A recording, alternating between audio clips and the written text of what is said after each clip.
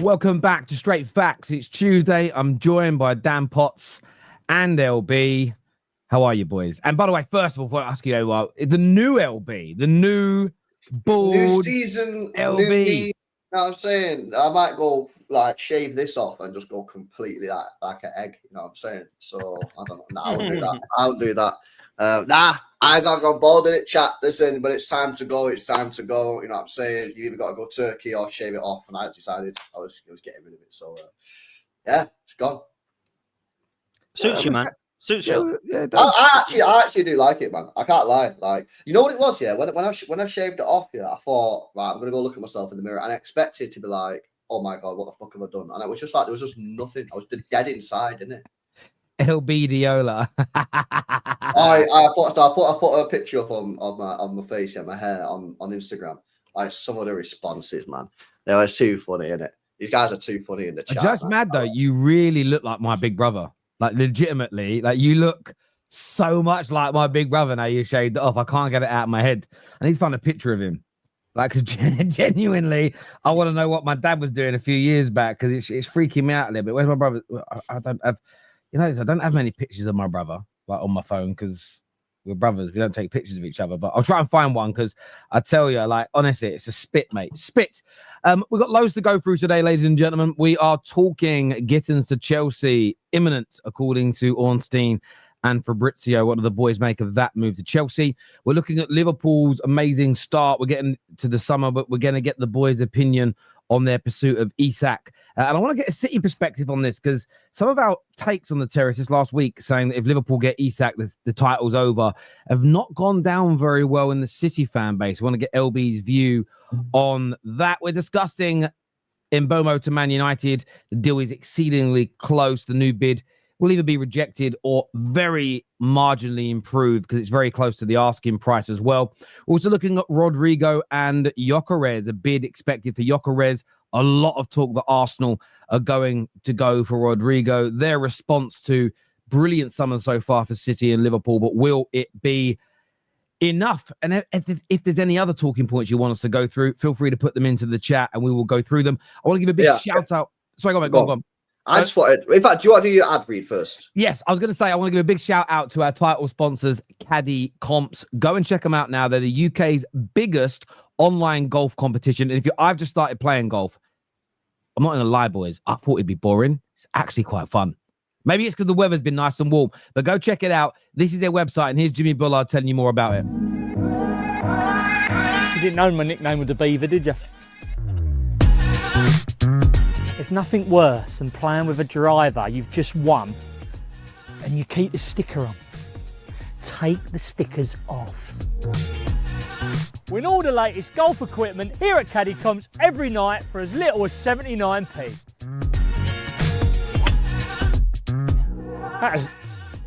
That was levered, that was.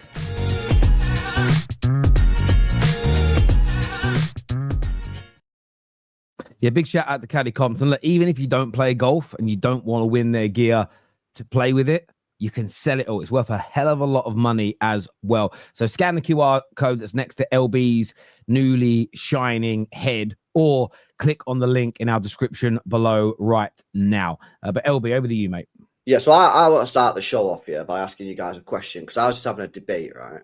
So Hojlund last year scored 3 Premier League goals for United, right? I'm believing, yeah, and chat. Let me know what you guys are saying about it. I think, right, genuinely, yeah, that if I was playing for United last year, I would have scored at least 5 Prem goals. Bro, what are you laughing for? I didn't expect that to come out next, man. I was going to say, I thought you were going to go down the route of like, is he the worst Man United striker they've had? No, I'd be serious, yeah. If I played 38 Premier League games last year for United, I reckon I could have scored 5. I'm not going to sit here and say I would have scored 10 or 11 or 12. I'm not going to be shameless, yeah. Without penalties, without penalties, yeah? Yeah, without pens, yeah. I reckon I can get 5 goals for United last year. Hey, I've got a couple of questions. I haven't seen LB play football. I haven't seen him play football. Yeah, are you tap-ins? You're not telling me in 38 games I'm not going to get at least 5 tap-ins at United. Okay, well, we didn't create a lot though. This question I've got is that in the shape you're in now, or is that you're fit like a pro footballer? Yeah, a little bit fitter. Yeah, a bit fitter. Because if Hojlund struggled to make the right runs, if you've got no fitness, you're not making. You're gonna be knackered after 5 minutes, right? So, yeah, listen, I'm going to agree with you. I agree with you. I think a fully fit LB. Look, I'm not that good at football. A fully fit 23-year-old Terry Flewers, I'll be as bad as him with the hold-up play. I'd be as bad at everything else he's bad at. But I think I could tap at least 4 goals in a season for Man United. I think so. Got tap-ins, yeah, for at least 4 or 5. People are saying there that you wouldn't score no goals. So you're telling me in 38 games for Man United, yeah, and I just stand in the 6-yard area and goal lang, I'm not going to get 4 to 5 goals. See, this is the thing, right? I agree with this comment. It says, can you drive? Do you think you'd finish top 10 a few times in Formula One? That's different. That's different. I wouldn't finish. I wouldn't even finish, bro. Yeah, I'd get at the end of the race when they say, "Oh, you're not finished in time." But it's not. There's a completely different sport. All I have to do is stand in the penalty area in the 6-yard box and wait for the ball, and I'm going to get in 38 matches. I reckon I'm going to score 4 to 5 goals, which is more than Hojlund. I genuinely believe that I would have scored more goals than Hojlund last year. So whether if you could or not, because I'm not going to say that I could, because I'm terrible at football now. Years ago, I'd have probably had an off chance, but now, no chance for me, mate. However, what is your point here? Is your point? Manchester United should sign you, or is your point Hojlund is that bad that it's it's more. It's not that they should sign me. It's that Hojlund is that bad that I genuinely believe. I look at it this way, right? Do you know what I think's plausible? I think you look 10 times worse than him at every other facet of the game because he is a professional footballer. Yeah, but I do still think. Because you're competent at football, right? You're not like kick a ball, yeah. If you're competent at football and you're a striker for Man United, I do think, I would put if Man United, it's never going to happen, though, is it? If Man United want to give it a go, right, and they fancy doing the bet, I will put $5,000 down bet for charity, right? That if Man United are going to start LB for 38 games in a season, I bet he scores 4 league goals. I genuinely believe I'd score 4. Because you know what I do, yeah? I always remember listening to Alan Shearer on Match of the Day once, yeah? And he was speaking, I can't remember what striker he was speaking about. He was speaking about striker in form. And he said, when you're out of form, the best thing to do is just stand around the 6-yard box. And you'll end up getting a couple of goals just by standing there, yeah? And just tapping it in. Whereas what players do when they're out of form, they try and get involved way too much. And that's what I do. I just stand inside the 6-yard box waiting for the ball to fall at my feet.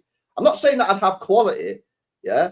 I'm not saying that I'm a better footballer than the Hojlund, yeah? But what I'm saying I would just stand in the 6-yard area, wait for the ball, and I'm betting that over the course of 38 games, the ball would fall to my feet more than 3 or 4 times and I'd score. That's what I'm saying. Listen, I don't think it's a mad take. I genuinely don't think it's a mad take. It's 3 goals he scored. Yeah, I'm not saying he scored 7 or 8, and I was going to say he scored 3. Bro, listen, I'm backing it. I'm back in the delusion. I'm giving it a go. Listen, people may not agree. I think we should test it. I think we should try and test the theory somehow. I don't know how we make that work, but we'll look at it. Loads to talk about today, as we mentioned as well on this show. But there is breaking news just as we went live, and it's a bomber from Ornstein, and a deal that might get the market moving a little quicker. And it's Newcastle United have made an offer to sign Anthony Elanga from Nottingham Forest, a bid in the region of £45 million. Forest rejected without a counter, no intention of selling the Swede. Newcastle are considering whether to maintain the pursuit or focus on another player. Now, first of all, I've got to say one thing. How dare you, Newcastle? How dare you? You always get really angry when anyone talks about or tries to buy one of your players. I hope every single Newcastle fan is online right now condemning their football club for trying to improve, because they are the most sensitive fan base in the world when you talk about their players. You must have all seen it. It's crazy. But there they are, £45 million bid. What do you think Elanga wants? Do you think Elanga fancies Newcastle, or do you think he'll stay where he's happy? He's got to go Newcastle. He's got to go Newcastle, but I think this is a bit of an underwhelming signing from a Newcastle point of view. He is a good player, yeah? Don't get me wrong. And I think if they was bringing him as a squad player, I'd be saying that's a great signing, yeah.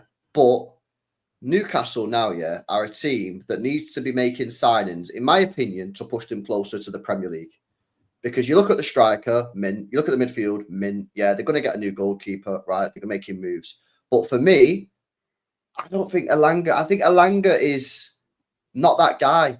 He's not that guy, man. For Newcastle, I think it's a credit to Newcastle because I think Newcastle have gone past Elanga. I think they're better than Elanga. I do. You know, Jacob Murphy was fantastic last year. I don't even think there's any guarantee that Elanga would be better than Murphy. The performances that Murphy was putting in last year. So for me, I think this is an underwhelming signing. Unless they're going to sign him on top of another player, I don't know. But if I was a Newcastle fan and this is the new right winger, I think this would be disappointing, man. And again, I say that from a positive point of view from Newcastle because I think they're better than him, with all due respect. And I think he's a good player, and I think he's a good squad rotator for Newcastle. But Newcastle don't need a squad rotator; they need a new right winger that is just mint. So, yeah, that's my take. I think this is an L move for Newcastle.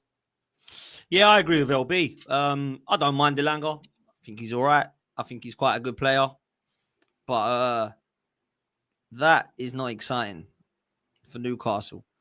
I'm not going to say we're disappointed with them so far because, like, you know, there's a lot of clubs that haven't moved, including my club, right? But I don't think this is a needle mover for Newcastle at all. I don't think you look at this signing and go, right, that's taken them to next level.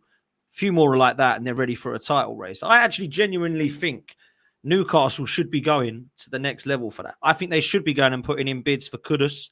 I think they should be putting in bids for Mbeumo. I think they should be looking at players that are, I would say that the PSV lad that we were linked with the other day, is it Bakayoko?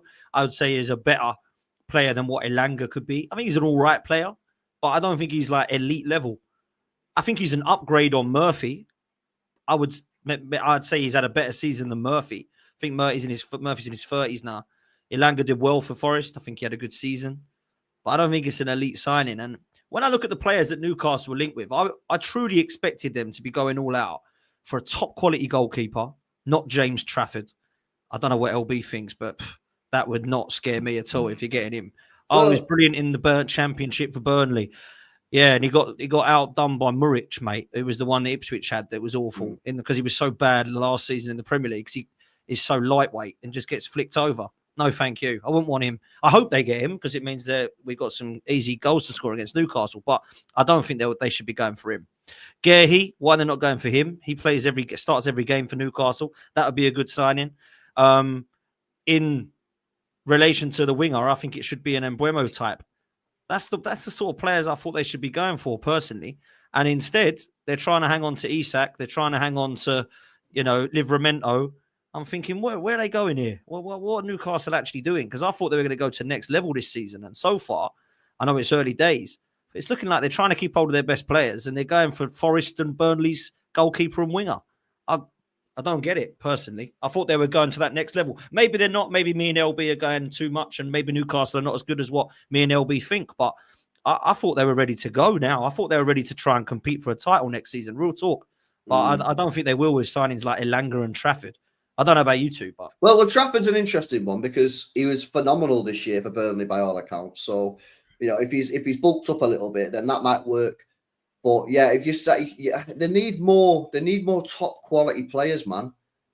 Like the thing is with Newcastle now, for me, like they're at that stage now where they need to make that jump to become a title challenging team. Yeah, they're in the Champions League again. They've already been in the Champions League, so I just feel that signing players like Elanga, mate, I just think this isn't the right type of signing, man, in my opinion, for Newcastle. So yeah.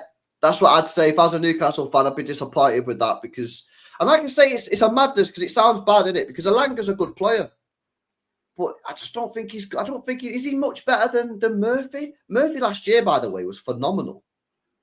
Yeah, don't get twisted. I think he's better, but I don't look at him and go, he's levels ahead of him. No, I don't think so. That's the point. They need level raisers, man. They're getting players in that are gonna jump them up the league and get them competing. So. Yeah, now I like Newcastle as well, man. I've got to say, I like Newcastle. I know you do as well, LB. You glaze them like I do. I've been impressed with their midfield trio. I think Isak's phenomenal. But all I keep hearing with Newcastle is that Liverpool want Isak and Gordon.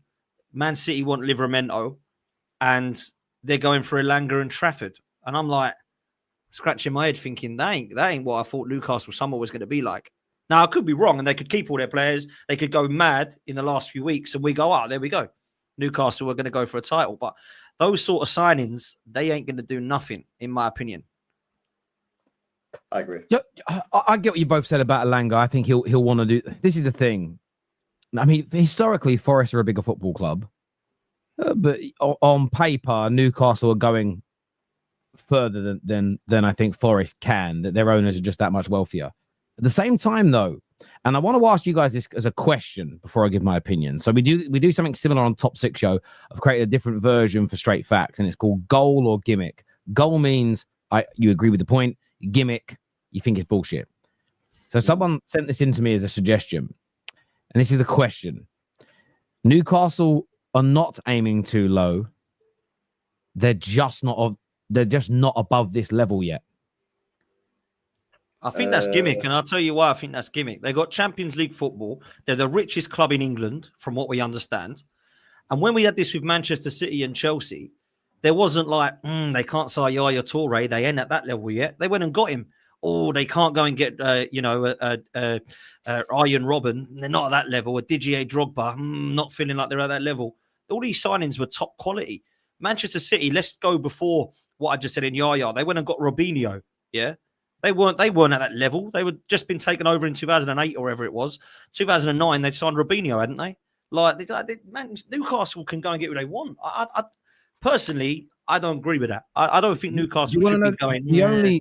The only caveat to what you're saying is when Man City's owners came in and when Chelsea's owners came in, Chelsea had a decade of this, City had about 5 years. There's no limitations to how much owners could spend. So where I agree with you, they've got the richest owners in the country, but that wealth means nothing because they can only pump £90 million a year in. Like I've said before, you can have an owner as rich as the Saudis or someone who's worth 500 million. They're still both limited to £90 million of investment every 3 years. So it all, barring your connections for sponsors, and by the way, it's not as though they're not landing sponsors that are abnormal. It doesn't really matter. Like whether you've got 1 billion or 10 billion, if you can only put 90 million every 3 years into your club, that extra 9 billion is almost irrelevant, if that makes sense. What City had as an advantage in Chelsea more so, they had 10 years. It was unlimited spending. Okay, no, we'll stop there though. Stop there because I agree. As much as I agree with that, and I understand what the chat's saying. PSR stopped it. Yeah, PSR stopped it 2 years ago, but not now. Newcastle can easily go out and get what they want now because there's nothing to stop them going and getting a top level right winger. And by the way, we're not talking. There is. What do you mean? You've already seen it. Do you know what stopped them getting a top level right winger? Was Man United. They wanted Mbeumo. I think what you're forgetting, and I'm not digging Newcastle out. They've got great owners. They're going places. I keep praising them for it. But Arsenal and City, maybe Tottenham, but definitely Man United, Liverpool, Chelsea, Arsenal, they're all ahead of them in the pecking order. There's 6 or 7 teams in England that are still bigger than them fighting for the same players. I think it's going to take this is why when they first got taken over, every level-headed Newcastle fan I spoke to agreed with this is like a 10-year product until they're at that point. And they're only 3 or 4 years in. There's so many teams out there that are still more attractive. And because they can't throw obscene money, because let's be honest, what Chelsea and City did in their early takeover days, they did throw ridiculous money, contracts on the, they're being investigated for it now, contracts on the side. Chelsea have grasped themselves up to sign players. They were paying agents from offshore accounts. That stuff doesn't, do you get where I'm coming from? Like, I get your point. And so I think they can't put 70 million. So they can't put 70 million down on Kudus. I mean, there are. Listen, I think they could get a Kudus, absolutely, but they're not getting Kudus ahead of Arsenal or Chelsea if they're in for him as well. They're not in for him. So what you're saying? Well, no, what you're saying is you're not disagreeing they can't afford these players. You're saying the players won't want to come to Newcastle because they'd rather go to Man United, Arsenal, or Chelsea. It's a mixture, and each time it'll be something different. What they can't afford to do, Newcastle, is overspend on players and pay the wages these players are demanding. They don't have the revenues for it yet. They will. I think they're still only bringing in 300 or 400 million a year. To put that into context, City spend more than that on their salaries. So you're limited. If for instance, if Mbeumo's being offered by Man United, by Arsenal, and by Spurs 150, 200 grand a week, if that's what Newcastle are going to get quoted by 4 or 5 players are trying to sign, they might end up in a situation where they can't afford. Do you get where I'm coming from? Okay. So, but instead of signing 4 or 5 players, sign 3, but the 3 that you're signing are like better than the 5. Yeah. For me, it's quality over quantity, man. Like, I know everyone wants a big squad and that, yeah, but if you end up buying these players that Arsenal are the prime example.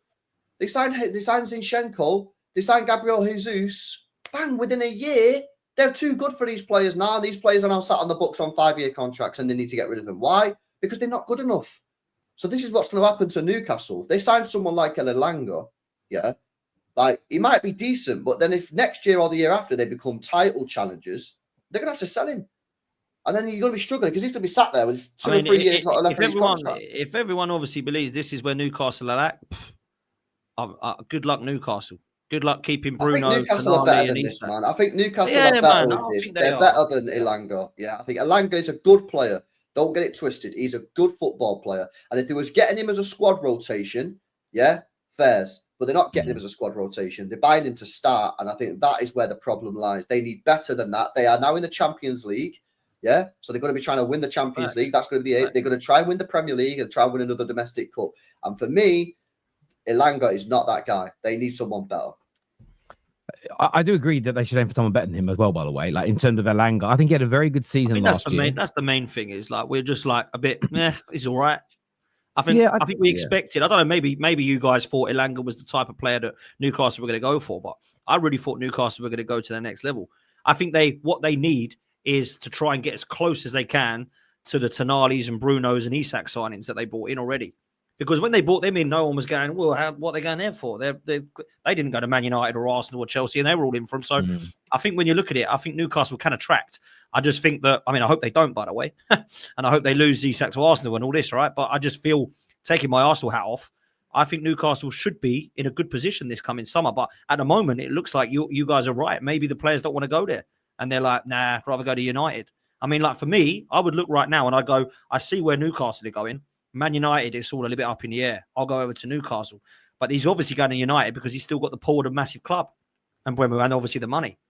So, I'm surprised. I thought Newcastle would have moved a bit more mad, but maybe they will in the coming weeks. They have to be careful, though, and it's the finances. So when you budget, right, for buying players, I want to make sure I say this in the right way. So, yes, they've got Champions League money, so they're going to buy players that are going to want Champions League wages. But give me an example. Their revenue is about £320 million a year. So again, City are currently spending 400 to 500 million a year. But that's because City's revenues, even if they lose Champions League football, you've still got more than enough revenue to cover your salaries. The problem is if they go out and buy 4 or 5 players, do a madness, put them all on £200,000 a week, is if they don't re-qualify for the Champions League, they're going to do what is now happening to Villa, which is they've got to fucking celebrate.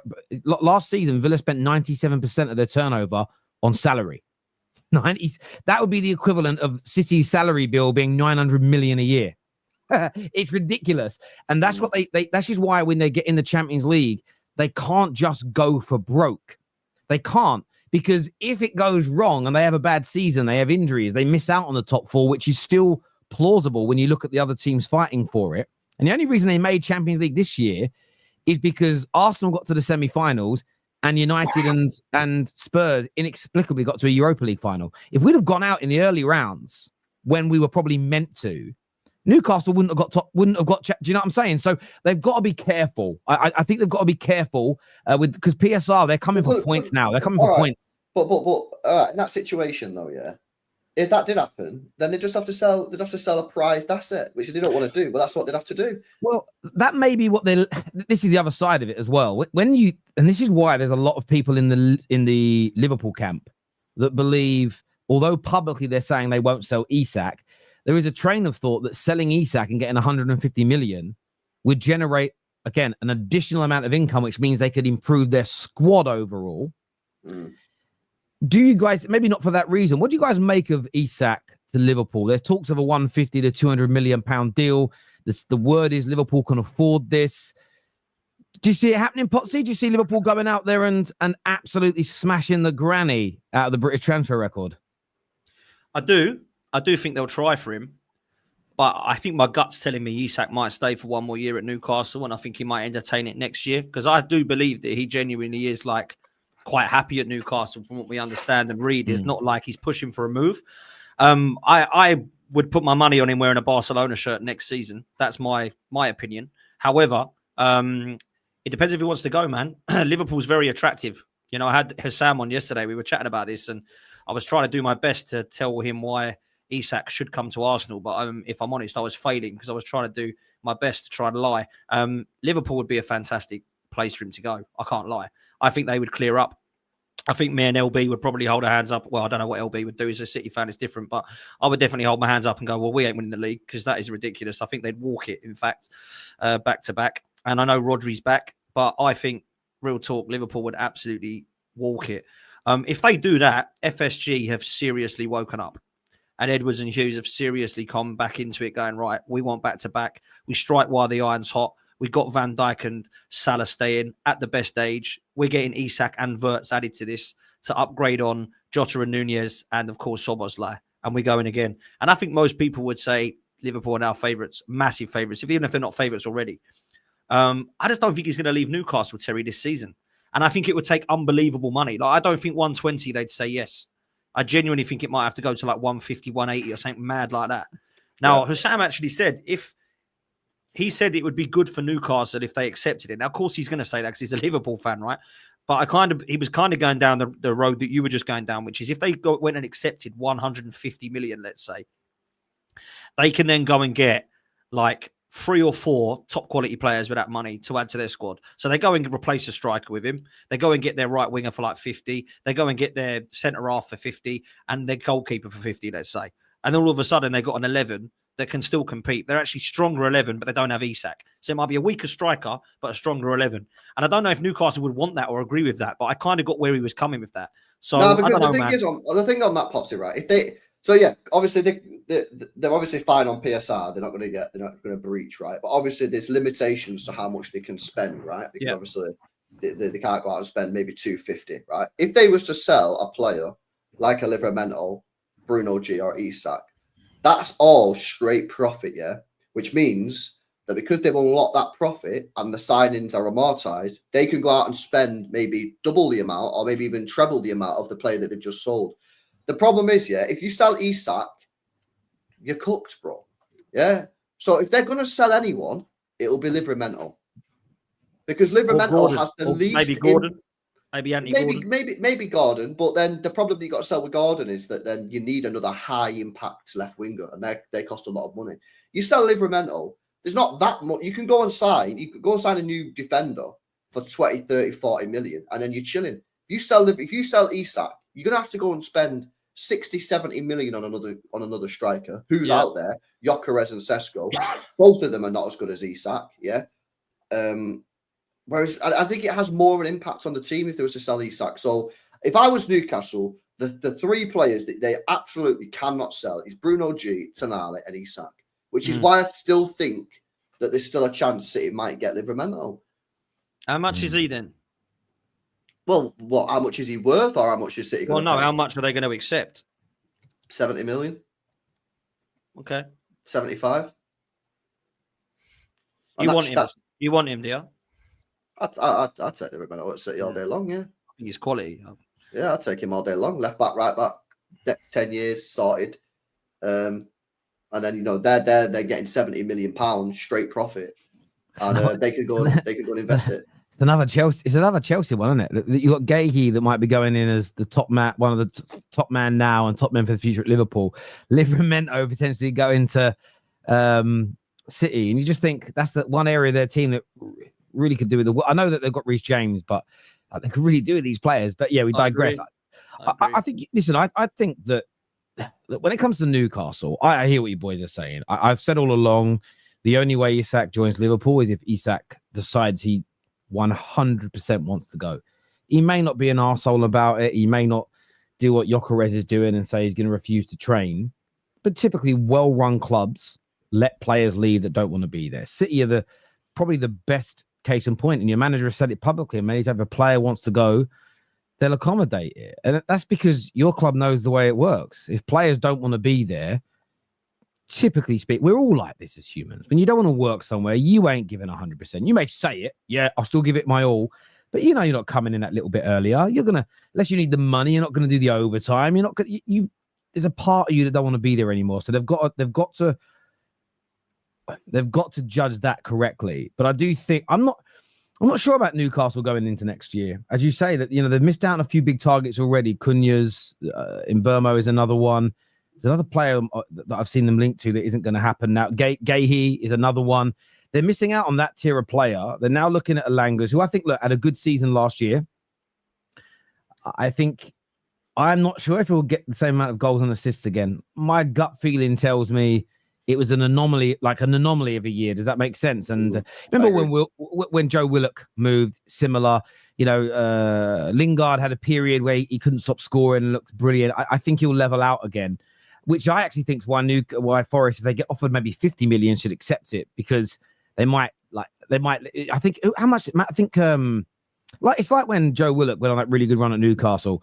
Arsenal was so smart to sell him at the back end of that rather than go, oh, you did it with, remember Francis Coquelin went out on loan to Charlton, did really well, came back, maintained that form for a few months, and then he became your holding midfielder for a few years and he weren't good enough. Sometimes don't get suckered in by that purple patch of form and move on from them. But yeah, I think Newcastle might lose a player or two this summer. I think if it's going to be anyone, it'll be Livermento. I think Isak, for me, could be Anthony Gordon as well. Anthony Gordon's a player that keeps getting linked with a move away. Yeah, I don't know. I think Isak leaves next summer. I think he does one more year, and then I think he leaves next year. Yeah, I agree.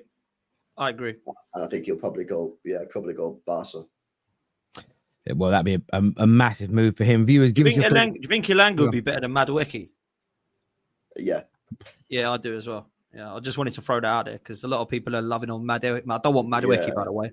My God. Well, he's linked to Arsenal. I mean, yeah, 50 million. My God, that's incredible. Well, Arsenal. Well, that's what Chelsea want. Arsenal have said not. How much would you be happy to pay for him to be the Saka backup? 0. I think he's terrible. I think he's awful. I do not get the love affair with this guy at all. I've always said to Don that I don't think he's great. I think he's an all right squad player, but I don't think that's going to take us across the line. I'd rather just go get Rdorygo, and then if Saka gets a knock, play Rdorygo on the left and Martinelli on the Rdorygo on the right and Martinelli on the left. I'd rather do that, just not bother with Madueke. Do you know what? Actually, I go on further. I'd rather play Ethan on the right than Madueke.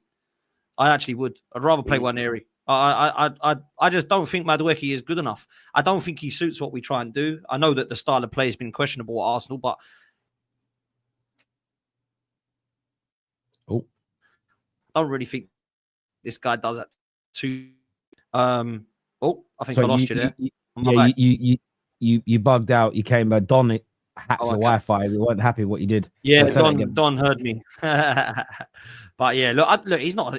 I'm making out like he's a scrub. He's not, right? He's an okay player, but I don't want to be paying anywhere near that money for him. Like, let's be real. That's not where we need to be going. That really ain't. So, yeah. Is that actually happening? Is that being linked then? Yeah. Apparently it's been squashed. Like there was rumors like, they wanted it. Oh no, and it squashed straight away. But luckily. So can you give us up? So what's happening with Arsenal, then, man? So obviously you're getting Zubermendi. I think that's pretty much done deal, right? So.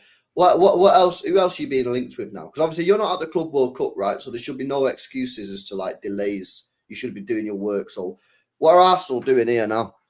It's not FIFA, LB. Calm down. It's not Football Manager, bro. Not Football Manager. What are you trying to play? Calm down. I get told this when I say where are my signings. Calm down. It's only the 23rd of June, man. God, jeez. What do you guys expect, man? We're not even hit July yet. Calm down, man. There's ages to go. Arsenal are fine. We're on track to win the league. There's no problem. City and Liverpool, they're trying to get all cocky, buying all these players. No one cares. Arsenal will calm. We've got a plan. We know what we're doing. We want Sesko, Gyökeres, Isak, Osimhen, and Julian Alvarez. Have that. Once we sign all them, you, man, are finished. So, yeah, I'm happy. I'm calm. I've been told to keep it cool. We've got Robbie out here defending Arsenal and the club like Prime Maldini. So, everything's all good, mate. We're set. Everyone's telling us to calm down. So we're all good, LB. Now tell us what you really think. Was I not convincing enough? Nah. Okay, what I really think is Kepa's done.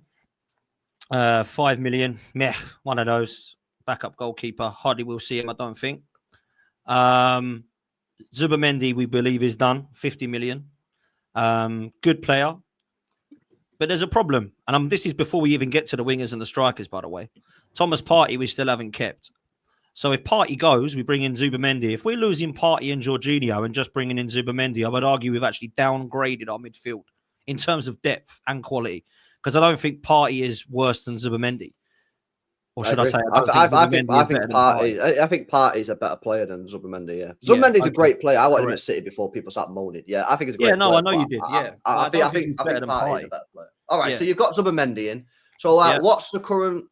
Have you guys decided yet which striker you want to buy? No, so we're just apparently we wanted Sesko, and we've wanted Sesko for 12 months.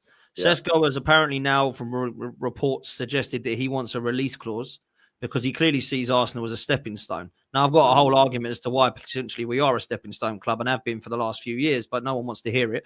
So we won't go down that road because the chat will call me names and get rattled. So we won't bother going down that road. But basically, you don't want Sesko when someone's saying that, right? Gyökeres is coming out today that we're potentially looking at putting in a bid for him because we're moving towards him now. We are basically shuffling between these two strikers. It's actually embarrassing, if I'm honest. It's the one position that we've needed for God knows how long. Can I ask you a question? When you say it's embarrassing that you're negotiating both deals, what do you personally find embarrassing about that? Just so I understand. We should have a target that we just go for, Terry. We're not in a position. This is phase 5 where we're ready to go now. Go and get the player that you want. Don't be like, no, I think both of these might be quite good. We don't really care which one we get. Not too fussed by it, really. One of them will turn up eventually. Let's just see who's the cheapest of the deal and who looks to suit it. How about go and get the one that you actually want? Yeah. How about go and get who you want right now as a target striker that everyone's going to be happy with? Because if it was Isak or if it was Gyökeres or if it's Osimhen or whatever it be, or if it is Sesko, go and get him. Because, I don't particularly want Sesko, okay? But if we went and got him, we'd at least got our striker and that is going to be our man. Not that I'd be happy with it, but if that's who you want, then go and get him. What are we waiting for? What are we doing this for? Could there be any chance that actually you try to get both of them? Well, there is a chance of that, but I think it's a slim chance, LB, if I'm honest. I think that they're starting to wonder about wages and stuff at the moment. They wouldn't be bothered about that if they were going for both, would they? So, there's wage problems and demands and release clauses and Gyökeres, they're like, not sure about, they want to pay that much for him. He might be a little bit too expensive. We'll try to get him down for a bit cheaper. If we wanted both of them, we'd just go, how much do you want? 70 in it for each. Okay, cool. There's 150. Let's get them both in. That's what we'd be doing if we were a serious club. But we're not that. Yeah. Kingsley here says, answer Terry's question, though. What is embarrassing about the strategy itself? What do you personally find embarrassing about it? Because they're not decided on who they want. Surely the first thing you do when that window opens, right, is you go for the guy that you've already spoken about. Why are we decided in June which one we want? I don't get that. Why are we doing that? So for why me, do you find that? Why do you think that's good? I don't get. Yeah, I've got to say, Terry, just before you come in, I cannot believe, that we are at the end of June and Arsenal still haven't decided which striker they want. But that's not what I've read. So what I'm reading is that you guys have a preference. You've just not made it public which one it is. And in fact, it sounds like you're feeding into both camps. They're the preference. But I think it's more about getting the players at the right price. Because at the moment, like for instance, let's say Sesko is number 1. They started talking about under €1 million. So why they're leading the race for both strikers, it doesn't really matter which one's number 1, number 2. They're your number 1 and number 2 options. All clubs have more than one player typically that they would sign. City, you did exactly the same thing. I don't believe City only started talking to Cherki once Wirtz told them no. They would have already had initial conversations. They would have already tested the water. They'd have known ideas of the availability, especially with the speed you had to move at. You didn't negotiate both of them simultaneously, but the process is still the same. You have a number 1 and a number 2 option. I think what Arsenal are doing, they're under no pressure right now, other than fans saying, please give me the player today. They are trying to lower the sporting situation is very public what's going on. The player was told 60 million all in, he could leave. Sporting are trying to push that up and create bidding wars. So Arsenal would, in my opinion, let's say he's number 1, Arsenal would be idiotic to pay 10 to 20 million more for a player today than they might get him in 2 weeks. Now, if you're halfway through pre-season, at the end of your tour, the season's going to kick off, and you still haven't got it done, I agree, that's embarrassing. But I think Arsenal, barring appeasing its fans ahead of time, I don't see why Arsenal should bend over and pay above the odds for a player. It's the same Arsenal fans that moan about that who go, fucking hell, why do Liverpool always negotiate such good deals? Because they don't bend over and take it up the arse. That's why. I mean, so for me, it's like right now, if, for instance, like you've seen with Gittens, you've seen the Gittens, we'll get on to Chelsea in a minute. Chelsea were relaxed. We'll get him after the World Club Cup. Bayern come in, we're going to try and get him. Bang, it's moved on to imminent straight away because Chelsea know they can't stand around. If suddenly Liverpool and City started going in for Gyökeres and Sesko, I bet Arsenal would speed up the situation. But they don't need to speed it up right now because the players are still on holiday for another 3 weeks. So I do get the desire to want to have it done, but you're leading the race for both. I don't see the necessity to have it done today, personally. Well, what should happen now? I'd rather my club not overpay for players, personally. What should happen now, right? I don't care if we have to pay another €5 million personally to get someone across the line. Just get the deal done, man. Personally, I'm an accountant. I don't care about how much bloody we're spending on players. Just get it done. Like, I'm sick of this bloody. We're doing this. We're making this money. They'll put out more merch and expect me to buy it. So go and buy a bloody striker. Yeah? It's been 6 years. That's what I will say to them, these owners, right? The other thing I say is now what should happen? The minute that Sesko said, I'd quite fancy a release clause in my contract, which is basically him saying Bayern Munich looks pretty good in a couple of years when Kane goes, I'd be going, right, move away from him. Let's get Gyökeres then. So what should happen now, in my opinion, if that is true and that he wants a release clause and the wage demands are crazy, he's not even ready now anyway. He's 22 and he don't look good enough. Go and get the guy that's banging in goals in Portugal. That's what I would do. Go and get him, take him to the next level, bring him in and do it quickly. Now, the other thing that people have said is like LB, maybe we're going for both. Maybe we are. I've no idea. Maybe we're going for both. And maybe that's why we're negotiating for both, because we want both. Maybe. That could be realistic. If we get both, that is something that is not embarrassing because you go and get both. That's what a proper club would do, right? And I'd say fair play. We were all moaning about nothing. We've got and got both. The other thing I would say that was good, is not embarrassing, is it gets to this 1st of July, because apparently you can only do deals on the 1st of July when you're Arsenal. When it gets to that, if you go and boom, there's Isak, 150 million. I go, okay. So that was why we were waiting. We were waiting to see if Liverpool, we weren't going to go for Gyökeres or Sesko because we were actually looking at Isak and they were both smoke screens. That wouldn't then be embarrassing because we've gone and got the best striker available. So they're the only two scenarios from this that can't end up embarrassing. For me, when I look at it, people don't like the fact that I'm moaning, I'm getting annoyed a bit. Hang on a minute. I've got a bit of PTSD here. With the last signing we made was Raheem Sterling, Yeah. We spent 70 million in the last 3 windows. We should have money. So when people tell me it's not FIFA and it's not Football Manager, like, kindly F off, man. Yeah, because I've seen Manchester City spend 200 in January and I've seen Liverpool go and do an absolute madness. And they're two that we should be going for a title race with. So when we're sitting there going, I'll tell you what, I like the way we're working here with these negotiations and we're trying to save £20 million here by waiting another few weeks. I couldn't give a damn. I want to go and win a title, man. So that's where I'm at. But I would care though, because LB gets asked this question all the time. How can City keep spending? Because they buy as cheap as possible and sell for as much as possible. Their brilliant negotiations over the past 5 years is why City could drop 200 million in January, because they have that money available for player sales. Listen, you're entitled to think what you want about your own club. The only bit I disagree with you on is the accountancy element. Every single fan should drop this notion of it's not my money, I don't care. You should. If you overpay and undersell, you run out of money. That is why Liverpool and City have this money to spend now. It's why they buy well, Jim. I know the City had a couple of years run better than us. That's basically what it is. Exactly. So for me, what I want my club to do is I want us to be run better every single summer, every single January, even if it means missing out on targets, because in the longer term, you'll do better in these negotiations. If you overpay by every player by 10, 20 million and you undersell by 10, 20 million, there'll come a point where you're really close and you go, come on, guys, let's go and buy a player, we'll win.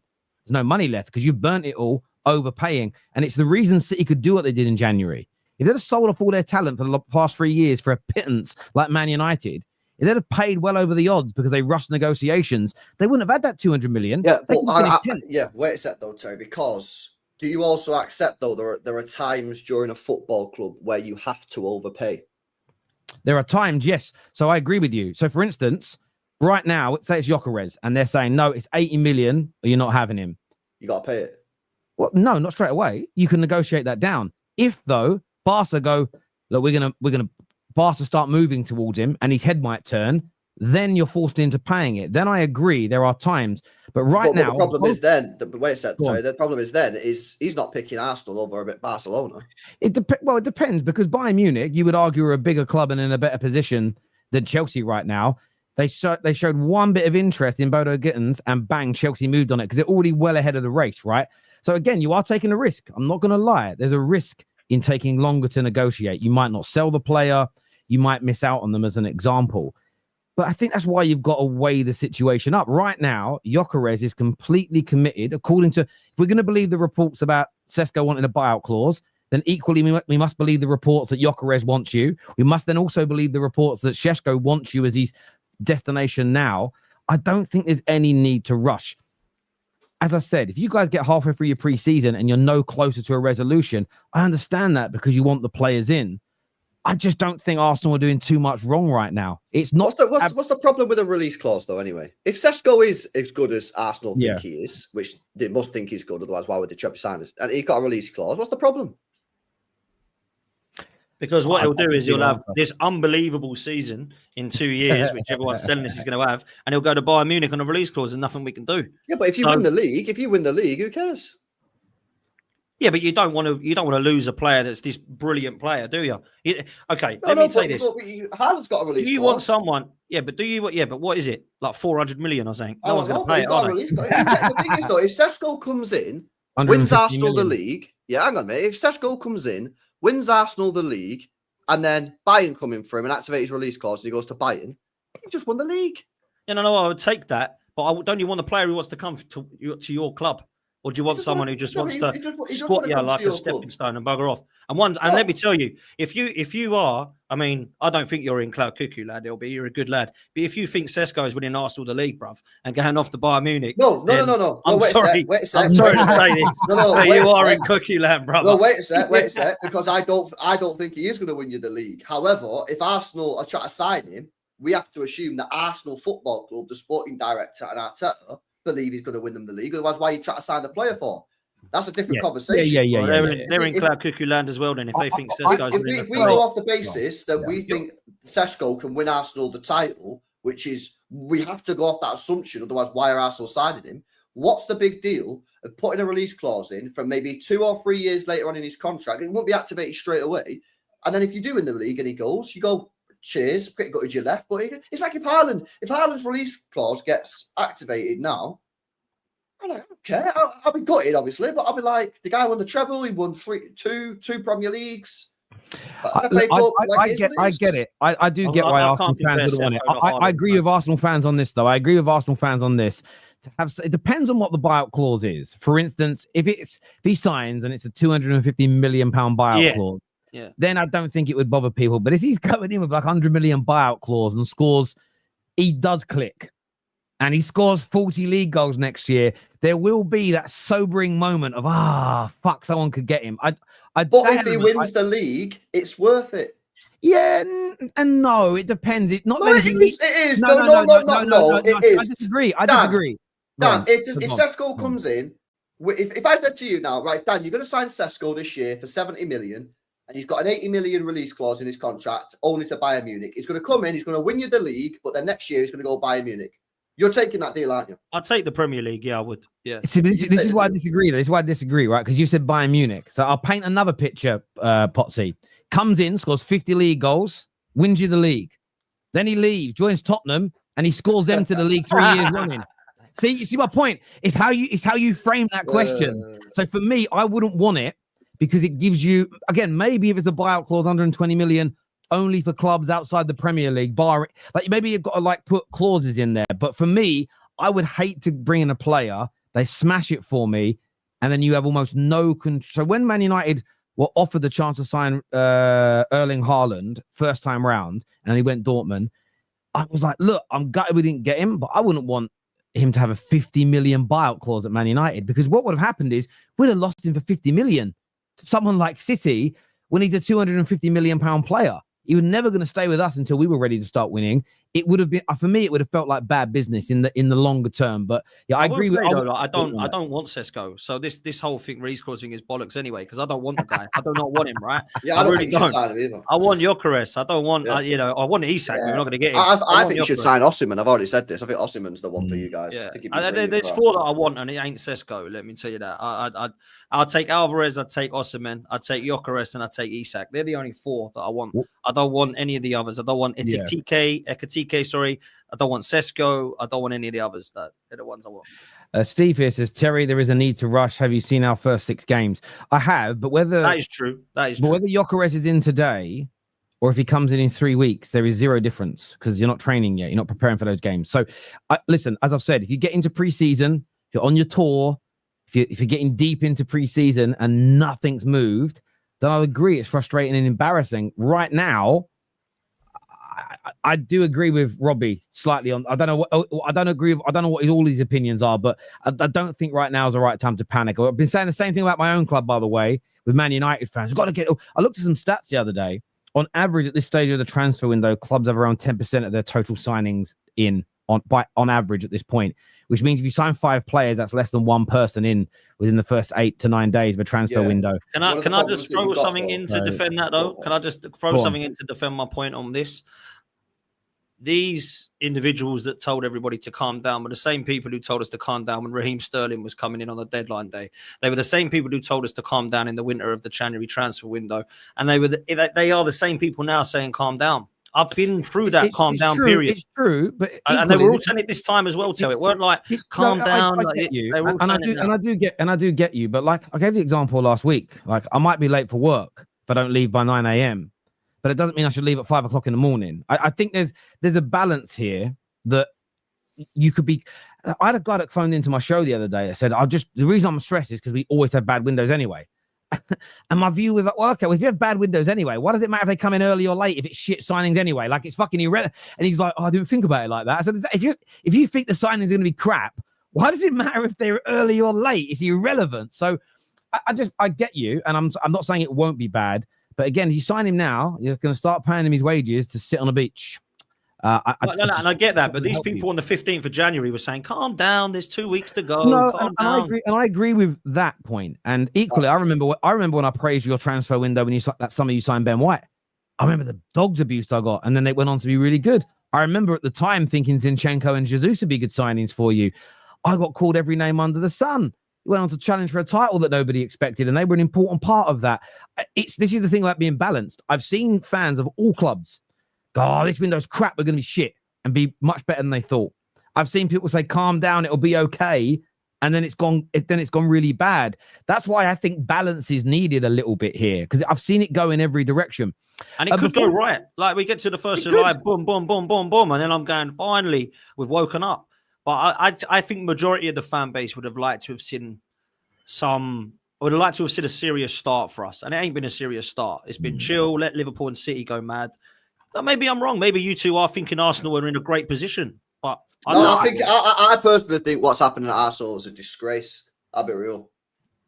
I don't think there's any. I think when your club doesn't sign a single player in January, when you're still in 3 competitions and have a serious chance of winning major silverware, right?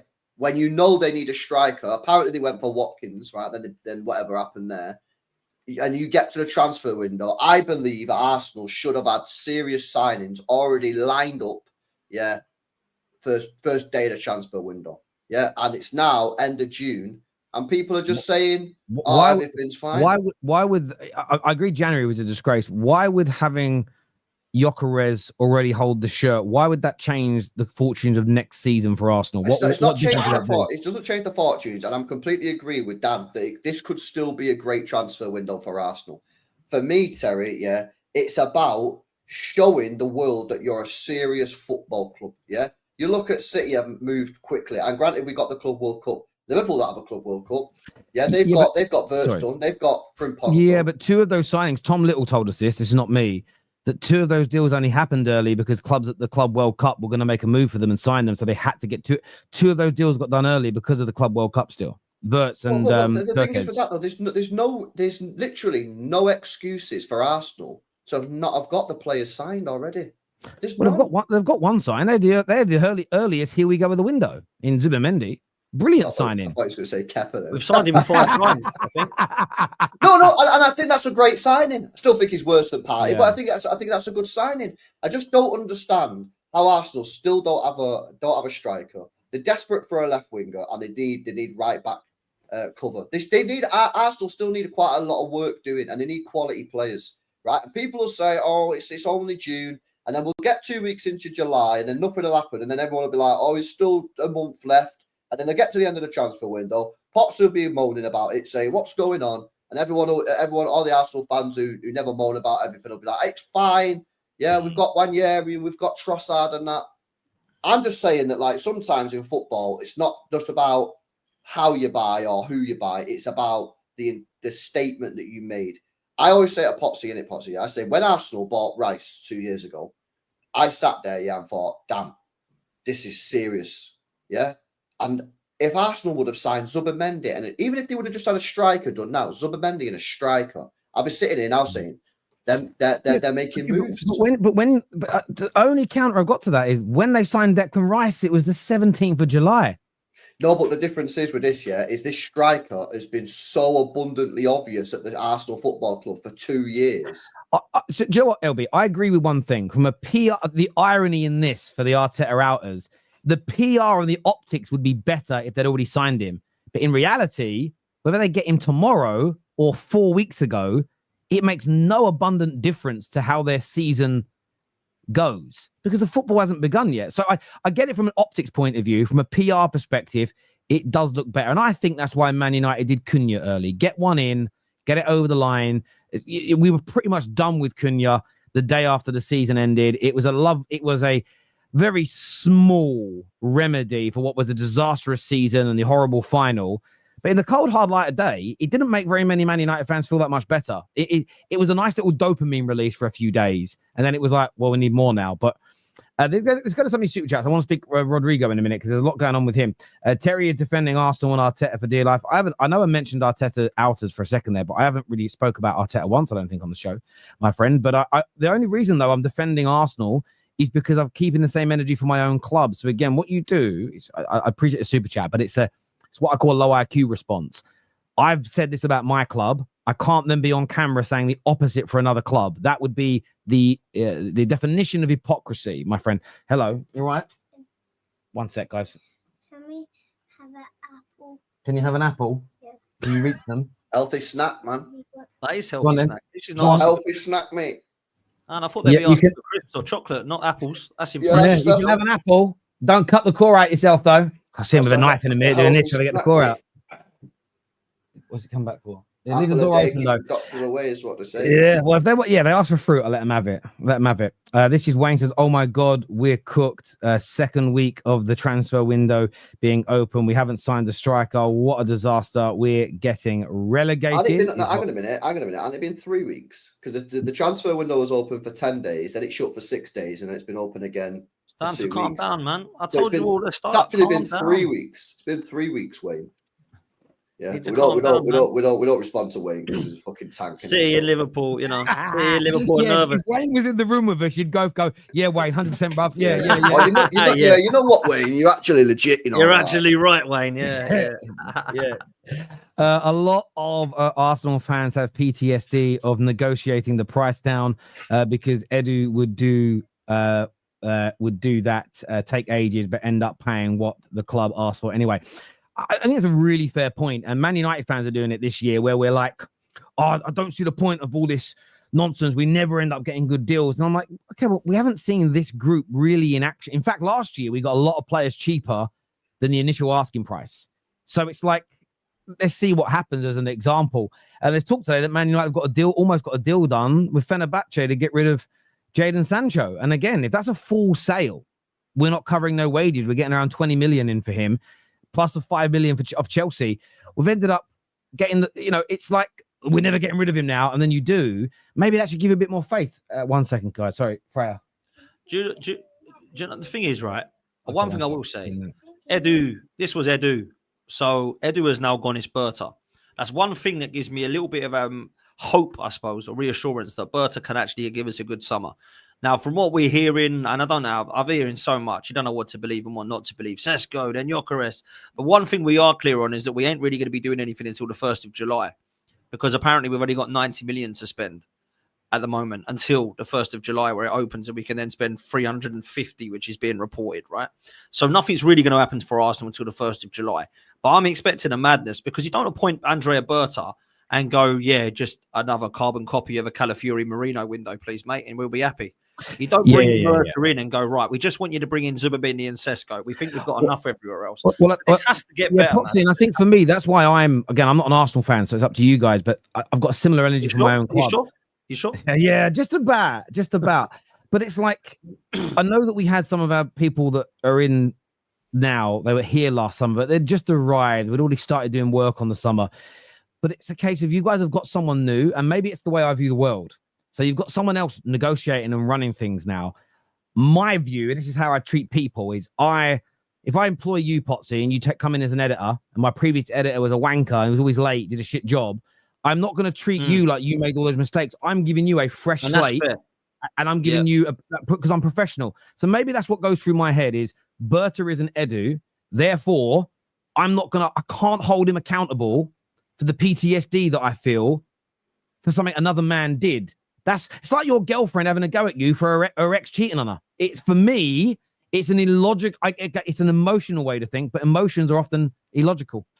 The release clause isn't dependent on winning the league. You don't buy a project player to sell them at their peak. Otherwise, take the win now. Yeah. But the thing is with that, Colton, I don't know how what you actually mean by that, because obviously I don't know what context you're saying it in. But I agree with Pottsy. Sesko isn't the right player for Arsenal, in my opinion, because he's not a win now player. But we have to assume, surely, that given Arsenal have not won the Prem in over 20 years and a trophyless in 5, they believe that Sesko can come in and win them the league. Otherwise, why are they signing them? In that scenario, having the release clause is fine. If they're signing him and they think that he's going to be okay in 2-3 years, then obviously don't have the release clause. But then why are you signing him? Absolutely agree. If you had a crystal ball, so I want to go back to what you said there, LB. People have got to remember, when we're talking in hypotheticals, you've got to live in that reality for a moment to understand the point, people. You can't, what LB said was correct. If you had a crystal ball, yes, you would overpay for players you know will be good. Do any of you are the real managers have one? Do I have a crystal ball? No. But I still wouldn't overpay, because you're still going to run out of money and you always need new players. Man United fans have said this for years. And if you look at the estimations, forget the interest payments and the dividends, which come in at 1.7 billion. Forget the money we wasted on players that weren't good enough. That comes in at about 800 million. If you add up what we paid above market value for players and what we sold below market value in the last 12 years, that adds up to another 800 million pounds. Man United could do with 800 million pound cash in the bank right now. We could buy any fucker we wanted in the world if they wanted to join us. Stop this notion of burning money. It is your fucking money. It's your club. That's your money. But sometimes you have to overpay. And Arsenal this year are going to have to overpay for a striker. Maybe. Gyökeres, the guy, we're spinning plates so we don't miss out. Question to Dan: what's your experience negotiating multi-million pound player purchases? Oh my God. Give me 15 million a year and I'll start doing it. I don't get paid 15 million pounds a year, brother. I'm going to question your competency, Dan, because last week we filmed the podcast together. Oh yeah. And I rung Dan because I saw him. I was in the building. I said, Dan, I've seen you. You're in the shop opposite where the studio is. He went, all right, mate, I'll see you in a minute. He got out and he walked right for about 5 minutes. That is Google Maps for you, mate. Google Maps. And Christian comes out and goes, where's he gone? I went, he was there. Also, it was very hot. That was a really good. I'm looking forward to that show coming out, though, man. It was a good show. Yeah, it was a really good show. Man. That was good. Zubi to Liverpool. FH is amazing. I don't know what that means. FH is amazing. To Arsenal, not good enough. Okay, he's amazing. Now to Arsenal, he's not good enough. No matter what Arsenal do, Arsenal fans moan. Arteta claims inners are loud, but only outers are heard, is what Harold says here. Interesting. Okay. Come on, man. A super good reason to do research is learning what a player wants. Gyökeres wants us. Sesko is thinking about a buyout clause. Yeah, look, I think the only thing that slowed this down is what's going on with Sporting and the player's agent and camp. But I do get why people wanted to speed up. A kit is 100 plus. Tickets most expensive in the Premier League. They act cheap. Yeah, but the revenue is an important thing. Revenue has gone up, and you guys have got to spend this summer. That I agree with. Remember, boys, Henry was unproven. The same with a hell of a lot of other players. First of all, it's about fitting into the squad. It's a team sport. Yeah, I agree with this. All. I agree with this, but you've got to bring in the players that are the less risk of it. You can't go and get, he might be a Thierry Henry one day, and he turns into a Yaya Sonogo. You've got to go for the players that are in form right now. And Gyökeres is that guy, man. Gyökeres is that guy for me at the moment. Look, he might come and be a flop, but you've got to go and take the risk. Otherwise, we're going to be going in for a player that might be good one day. Go and get the player who's banging it in Europe now. I think everybody would be. I think you two would. I know that you don't mind Sesko, Tel, but if I said to LB as a competitor for next season, Arsenal were getting Sesko, he'd laugh. If we were getting Gyökeres, he might not go, oh my God, I'm scared we ain't winning anything for the next 5 years. But he'd certainly, I believe, think, wouldn't you, that, oh my God, Arsenal could actually score some serious goals with Gyökeres, right? I mean, the guy scored, what, 50 goals? Sesko scored 13. Scored less than Marmoush. Marmoush left in January. There you go. TJD here said Lacazette was putting up Gyökeres numbers in France before he moved to the Prem. That's why I think they are hesitant. If they don't rate him, why buy him? So that's why people are getting frustrated, is because of the word there, hesitant. It makes out like Arsenal are hesitant. Maybe they're not. Maybe they absolutely know who they want. But that's what it's looking like. Where I agree back to your first point though, Pottsy, because I don't believe it's a hesitance. I believe it's about they've got a number one target and they're negotiating the second choice simultaneously. If they are hesitant and haven't decided on, maybe they're learning about the attitudes of players. That's something you learn that new in this negotiation. That's fair. But if they're honestly sitting there going, we just don't know which one's good enough. If that's the real reason, then I will take back everything I've said and say it's embarrassing, because by now they should know with the data, the scouting and everything, which if they think they're good enough, that I agree with. If that's the case, then that is embarrassing, because you should know by now whether you think someone's good enough of these players' levels. We're going to come back to the super chats in a moment, but I wanted to ask Pottsy about Rdorygo, because it keeps getting mentioned. You know, Fabrizio spoke about him today on his YouTube channel, that he is a real target of yours. A lot of talks in Spain that this is serious and it could happen. The price has been set. Still probably going to have to wait until the World Club Cup is over before any serious talks can begin, because the player is out there. Madrid don't want any kind of disruption. The question I have is, should you wait or should you go elsewhere? Which is the better approach right now? Wait for the tournament to end and then make a move for Rdorygo, or sign someone else instead? Because a lot of Arsenal fans want speed, but you're going to have to wait at least another 2.5, 3 weeks before you can start negotiating with this, according to the media reports, that is. What's your thoughts on waiting for Rdorygo and essentially taking the risk that other targets go in that time? Yeah, I think that we need to do all we can to get Rdorygo to Arsenal. Whether that means that we have to wait for him, whether that means we have to put a bid in now, I don't care. Whatever we need to do to get it done, let's get him in. Now, the only problem with Rdorygo, and people seem to believe that he wants out of Real Madrid, I'm not actually sure that he does. I don't think that's actually been reported yet, that he wants out of Madrid. They're going to put him on a transfer list and he's going to go for this amount of money. There's been rumours and murmurs of it, and that Xabi Alonso and him have got to have a chat about his future and all this, right? Then he doesn't play in the Club World Cup, which was very interesting. I don't know if that's injury. I don't know if it's a knock. I don't know if it's tactical. But Mbappe was away injured, right? So you'd like to think Rdorygo would be playing, even if it was a rotational thing, with Mbappe being out. But Brahim Diaz and Arda Güler played, and obviously Vinny did as well. So I was really shocked and surprised by that. Now, if there's an opportunity for Arsenal to get him, they should be going in for him. I will say this, though. Bayern Munich are looking at a left winger. Manchester City are looking at a left winger. And Liverpool are looking at a left winger. So we know Barcelona are probably going to get Nico Williams. There's only a few left wingers out there that are actually available that I actually rate. And if I'm honest with you, Rdorygo is levels above all of the others that I rate. Now, the only other ones that I would say I'd fancy would be Barcola as one, who looks like he's staying at PSG. Rafael Leao, I have question marks over, but on his day, he's a monster. And Lookman, because Lookman is absolutely cooking in Europe and has been for the last sort of 18 months or so, right? They're the only real options ahead of Rdorygo. But Rdorygo is by far the one that I want. Now, I see that Man City are interested in him apparently today and have opened talks. Arsenal have opened talks weeks ago, apparently. Bert has been doing a lot of behind-the-scenes stuff to try and get this deal done. I think this would be a marquee signing for Arsenal. I genuinely believe this would be like a Mesut Ozil, Alexis Sanchez type signing. And that's one we haven't had under Mikel Arteta for a long time. Because Declan Rice wasn't really that kind of marquee player, was he? Do you know what I mean?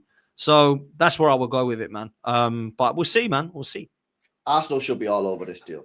Dan, you didn't say something positive there, did you? Fucking hell. Jeez. I know, man. I know. But, don't clip me up on that bit. Just clip me up on the negative bits, people. Come on. Now, could you imagine though if Arsenal got Rdorygo and then got like a Gyökeres? That'd be fucking unbelievable. Exactly. And that's what I'm asking for, LB. And this is the thing. I'm not asking to go and sign Haaland and Mbappe here, right? I'm asking for a realistic signing of £75 million in Gyökeres. And I'm asking for a realistic one that's probably going to cost you a little bit over that for Rdorygo, right? They're wanting closer to 100 million euros. That is not unrealistic for Arsenal to go and get those two signings when they need a left winger and a centre forward. Now, I don't have a problem with going for Yoel Harto as the backup defender. I don't have a problem with Kepa coming in if he really must to sit on the bench. I don't have a problem with Zubamendi coming in because we only obviously need a holding midfielder. But they're not the ones that excite me. The ones that would excite me is if we went over to Atletico Bilbao and got Sanchez. The ones that would excite me is if we went over to Real Madrid and got Rdorygo. We go over to Sporting Lisbon and get Gyökeres. Or we went all in for the Isak. This would excite us. This would be like, right, Arsenal are serious. We're ready. And Manchester City and Liverpool would say exactly the same. They would look at Arsenal and go, oh, my God. I know they didn't get Isak, but they got Gyökeres, they got Rdorygo, they got Sanchez. Yeah. You know what? Hang on a minute. You know what I think you should do, yeah, Pottsy? The day after Real Madrid either win or get knocked out of the Club World Cup, you should go and put 100 million quid down. 100%, bro. 100%. Go and put 100 million quid down for Rdorygo the day after Real Madrid exit the Club World Cup and see what happens. Yeah, that's how you get people talking, by putting bids in for players. Go and put a bid in, man. I'd be a serious bid, not a £40 million and £1 like you did for Suarez, isn't it? Put a proper bid in. Yeah, 100 million quid, and go and get him and show him that you're serious. Show Rdorygo that you're serious. Show Real Madrid that you're serious. So that's what I think you should do, man. Go and get Rdorygo, innit? Rdorygo would be quality. You link with him as well, right? Yeah, I don't think we're going to get him. I don't think we're going to get a winger. I think we're going to run with our wingers for one more year, and then if they don't step up, then we'll get new wingers next year. So how are you going to line up then with your width then this coming season? It'll be 8 Nori and our right back. That'll be a width, and I think we'll play Marmoush, Foden, and Cherky quite like narrow, and a width will come from the fullbacks. So you'll have Hojlund, and then behind you'll have Cherky and Marmoush. I think Cherky, Marmoush, Foden, yeah. Foden, okay. And then Reinders and Rodri behind them.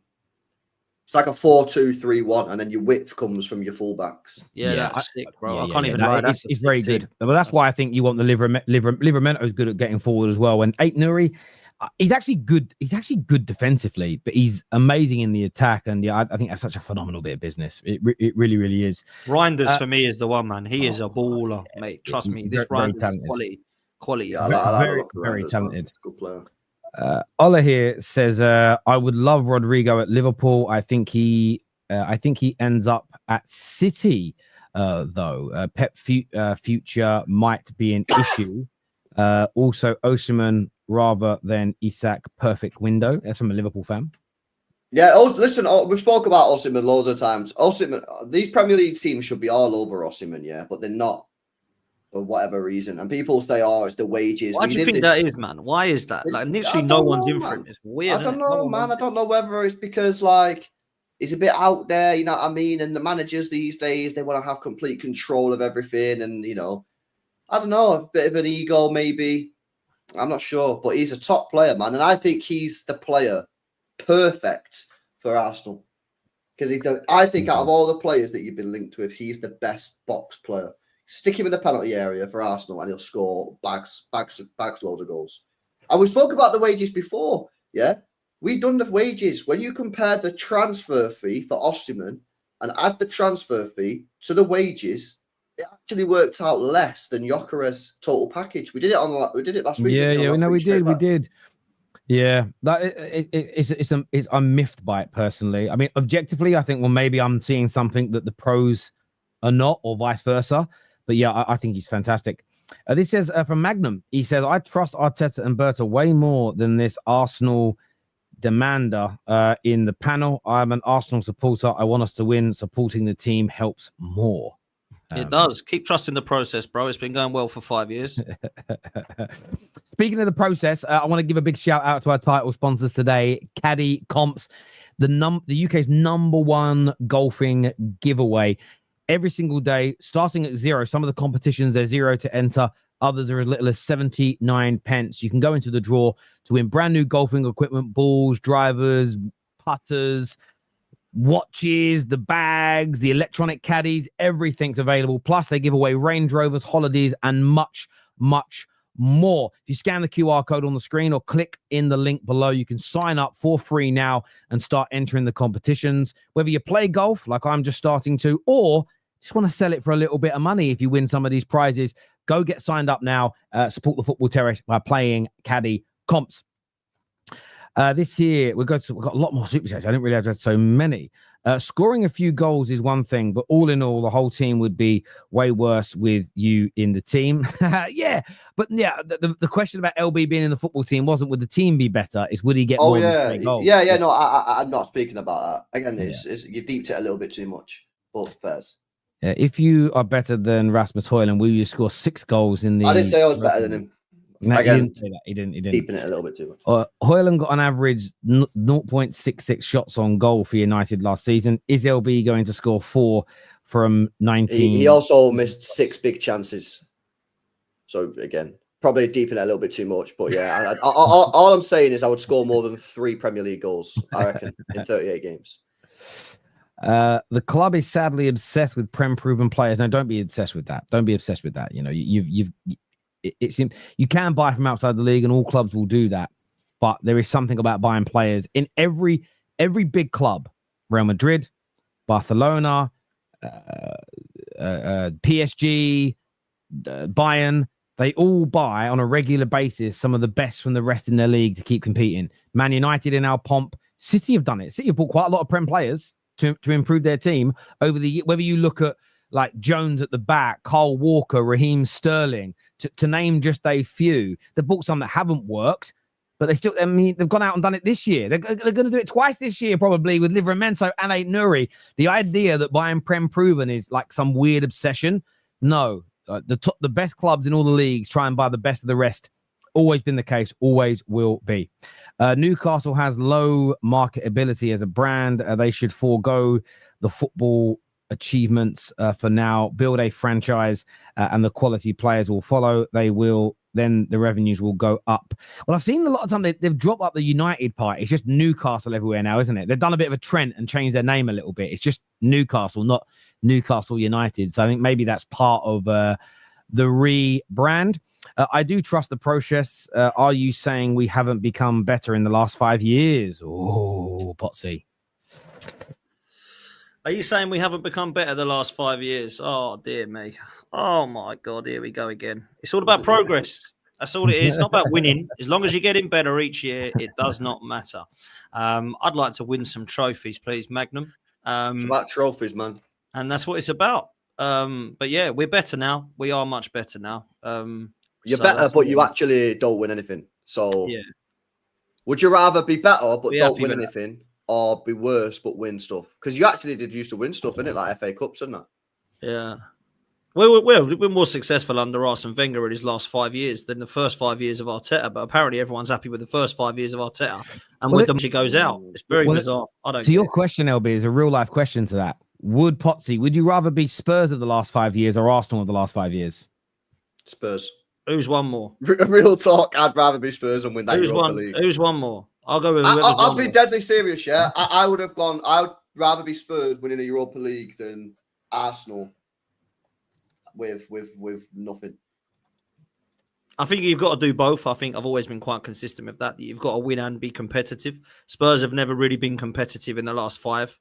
Have they? Maybe in one of the years they come near close to like the top 3, 4, whatever it was. But for me, I just want to be competitive and win trophies, man. And once we do that, I'm happy. You know. If I offered you now, next 5 years, you win nothing, but you finish second every year, or you finish 4th, 7th, 8th, 17th, but you win a Europa League, which one are you taking? Yeah, I'll take the trophy. Yeah. Yeah, same here. Yeah. See, I wouldn't.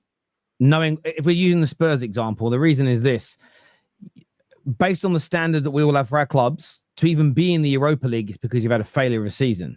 So I wouldn't pick that if I had a choice. I'd rather be the better team because I still think over a longer period of time, the teams that are coming second every year in title races have got a bigger chance of winning. Plus, I've looked at what I would still say this as a neutral to both Spurs and Arsenal. Watching what Spurs fans went through, I know they got the trophy at the end of it, but I think if Arsenal were like Spurs in the last couple of years, but they picked up an FA Cup, I know they wouldn't be happy. Do you know why I know this? I saw you win 2 FA Cups under Wenger when you were still top 4, and they wanted him gone. So I don't think any Arsenal fan could do what Spurs have done for the past 4 years, win a Europa League at the end of it, and just say, that's what I prefer. I think you'd still rather be up there competing, getting 100%, better, challenging. But we want to be winning trophies alongside that. No, I hear that, but that wasn't the question. Again, we're in a hypothetical world. I don't know. Again, the question wasn't we'd be happy. The question was we'd take it. We'd bloody miserable, but we'd take the trophy as opposed to nothing. But I'd be miserable. Good point. It wasn't, we're back. It's happy times. It's not, man. It's awful. You want to get you've won 2 trophies in the last 3 years, Terry. Mm-hmm. So last 3 years, would you rather have been United where you've won 2 trophies, or would you rather have been in Arsenal and won nothing? So are we isolating it to the last 2 seasons and that's it? Football's over? Or are we going? I'm isolating. I'm isolating it. So if you're saying there's only 2 years of football left, do I want to come second twice or win 2 trophies? If there's only 2 years of football remaining, I'd rather win 2 trophies. Yes, because it's over, right? Yeah. But what about this summer? Arsenal could go on and win the league next year. Man United can't. So again, if you said to me now, I could go back 3 years, I would have to scrap those trophies. But what I would get is a guarantee for the next 5 years of being a team that's legitimately able to win the league each year. I would take the gamble at winning the league and knowing that a team that could win the league could also pick up some trophies along the way. That wasn't added on until my question. You could have asked that question. You could have asked it. I didn't think that was a question. I thought the question was, would you rather have the last 3 years? Again, on LB's question, if it's just there's 2 years left of football, do you want to be in the title race and win nothing or just pick up 2 trophies? I'm taking the trophies because that's it. Football's over, right? That's all I've got to remember. But football ain't like that. That's why I think sometimes I don't just isolate things always to a singular season. You look at, I know Spurs ended it well and they were celebrating. They've got a new manager now and things might get better for them. I think they will. But at the same time, I'd rather be City going into next season than Spurs. Well, City didn't win a trophy last year, but I'd still rather be City going into next season in terms of quality and ability.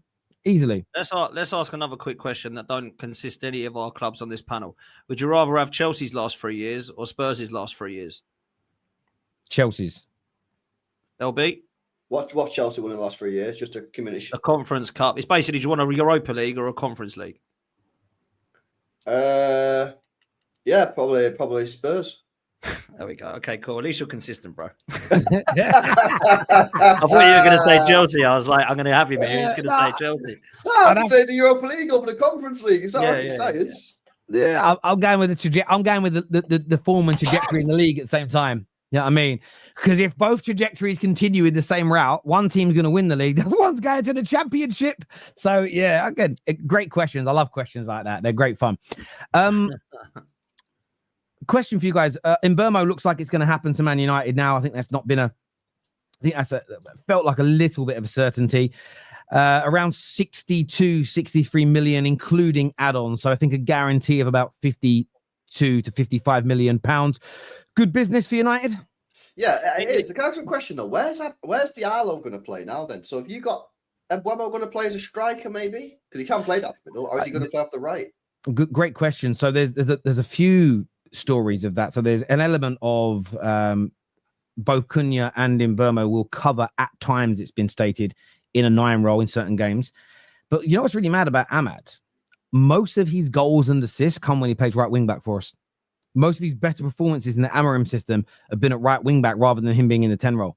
So from an output perspective, he performs better there. But I think it's about versatility. I think there'll be some games where Amad's wing back. I think there'll be other games where he plays in the 10. And I like, again, we've got a long way to go. But suddenly I look at the attack and I go, okay, I've got some fucking options. Last year, if Amad got injured, which he did, we panicked. Like, what are we gonna now? Suddenly, you've got Cunha and Mbeumo's going to happen. Hopefully, we had a good number 9. Suddenly, we're getting a little bit of strength in depth in the attack, which is nice. So, yeah, I'm really happy, man. 35 league goals. Can we just have a moment to laugh at Bryan and at Tottenham, because like they won this Europa League and they're going in for Mbeumo. They get Champions League football, and he's picked Man United over Tottenham. It's hilarious to me. It's funny to me. I'm sorry, I'm not saying it because I'm an Arsenal fan. It's really funny to me because Tottenham are like going mental about this Europa League, and Bryan Mbeumo has picked Man United, who finished without European football, over him. It's funny. It's funny, right? I don't know if you boys see this when you're online, right? With your own fan bases, right? From your own club. Whenever there's a conversation about you're going to get hijacked, there's always this like, no, it's rubbish news. I don't care. No. They try and shut it down. And I'm like, no, let's play the long game with this. Let's let Spurs think they're coming in to get him. They've already been rejected once. They've come in again. Spurs fans, we had Kate came on the show. Henry came on the show. We're going to get him. We're going to get him. We're going to get him. We're going to get him. We got Frank. Champions League. We beat you in the final. It's what I like to call the double dip rejection. You've been rejected twice in the same summer by the same fucking player. Stick that in your pipe and smoke it. They beat us in the final. They deserved it. But the idea, and I did see people write these things. This is it. We're taking over United. Oh, shut up, idiots. But yeah, I'm happy with the signing, man. 35 goals between him and Cunha last year.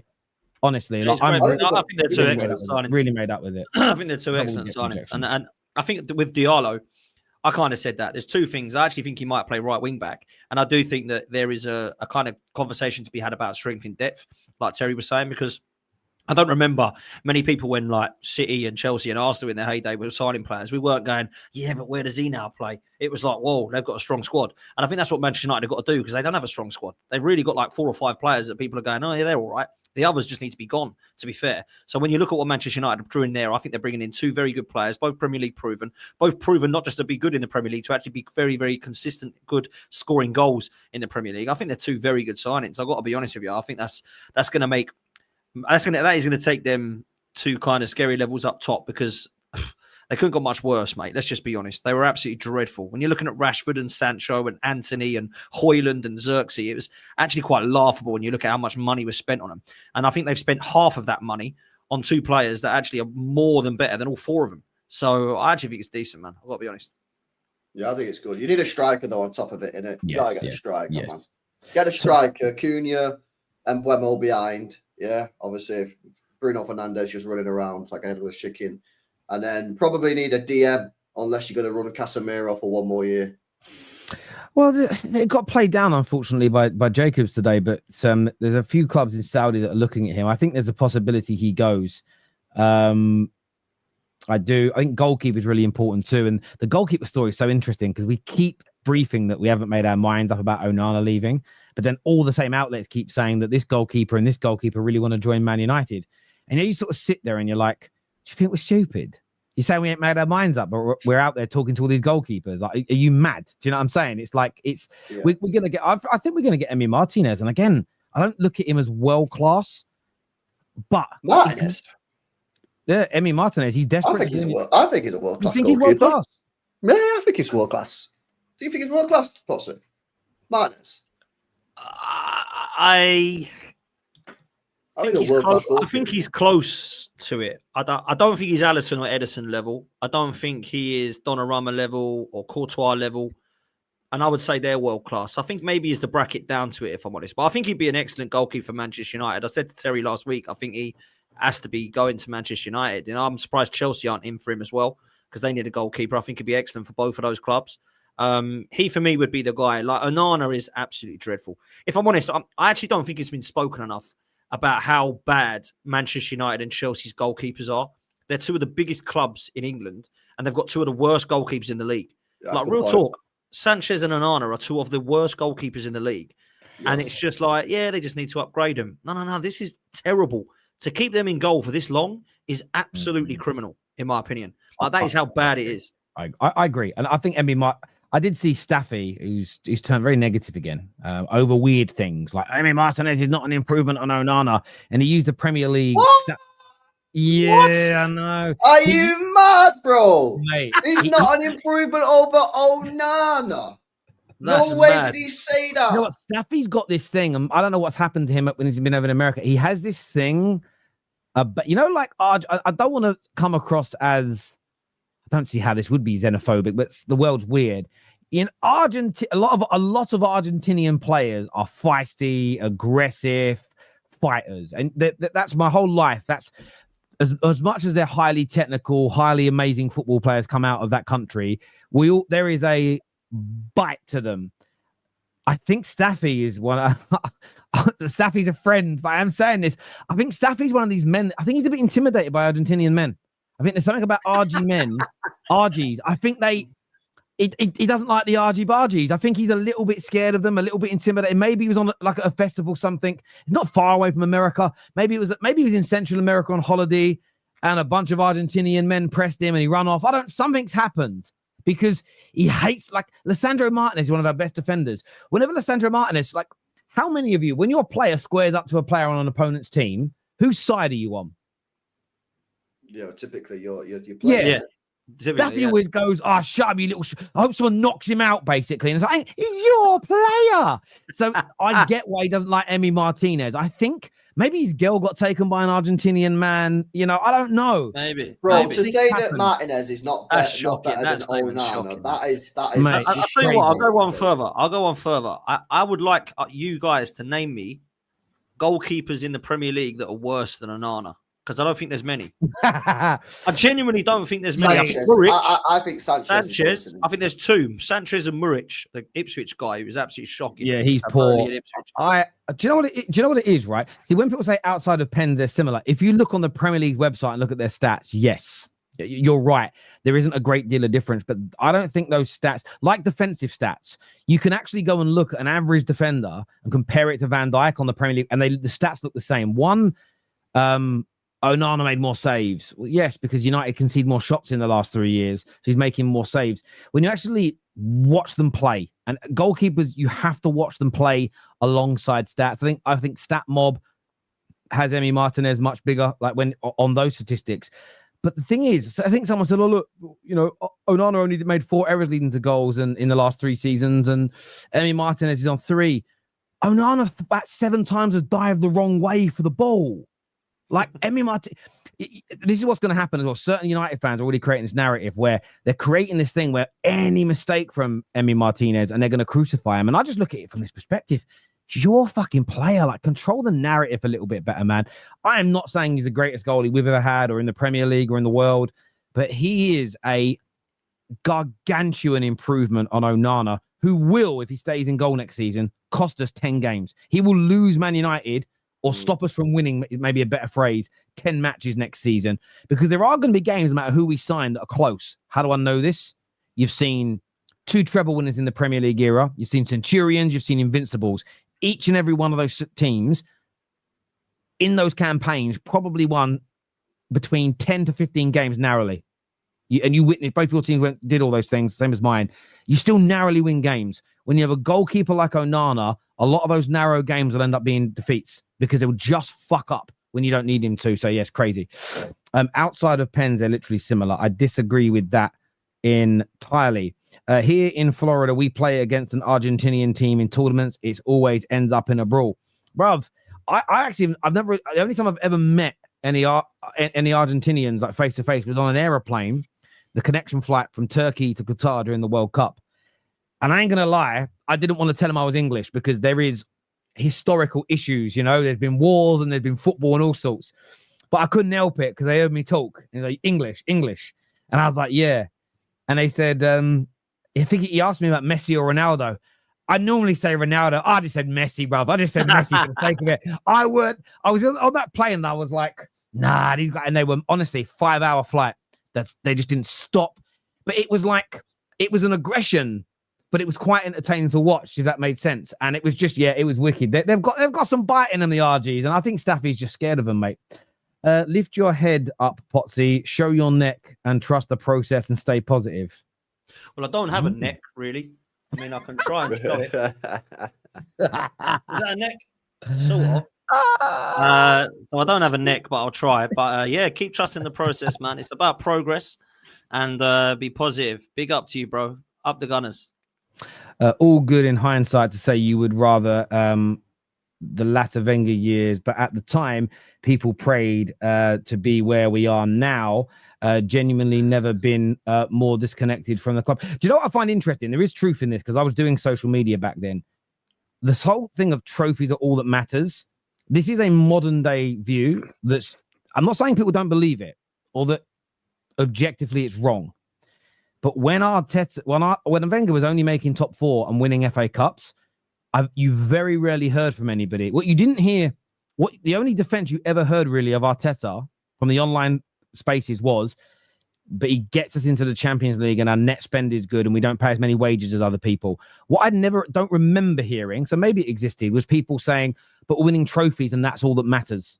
I very rarely heard anybody in football from any fan base say, but you're winning trophies, that's all that matters. People used to weigh everything up. League form, when you're a big club, this is league form, title challenging, how you did in big games, your European record. That's why the statement that trophies are all that matter, I think it's too shallow because we know that isn't true. Because if Man United win the League Cup next year, but come 20th, you're still cooking. You're not all going to go great season. So yeah, I think it needs to be very careful with that. I think it's being used a little bit too fragrantly at the minute. The thing is, what's happening there, just quickly tell as well, really quickly, is under Wenger, it was about trophies and we weren't really competing for the Premier Leagues other than one season. With Arteta, we're competing for the Premier Leagues, but we're not winning trophies. We need to do both. That's what I'm getting at. I agree with you, but the opinion has kind of morphed in some people going that trophies are all that matter just by themselves, and they may believe that now, and that's fair. But I'm intrigued to see if that happens. I'm intrigued to see those same people next year be okay with coming 12th, but you win a League Cup. But we'll see. They won't be. So would you rather finish 2 spots from relegation as long as you win the second-rate Europa League trophy? Hell no, is what Wayne says here. This is the thing now. It all gets silly now. You all start going back with silly questions. Would you rather have it?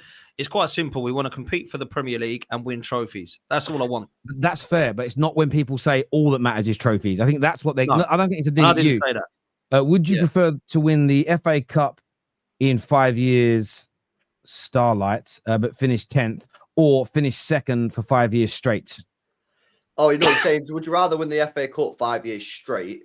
Oh, straight. So obviously win the FA Cup 5 years you want straight. 5 FA Cups, 5 trophies. 5 in 5 FA years. Cups or no trophies? What is that question? Yeah, there we go. Come on.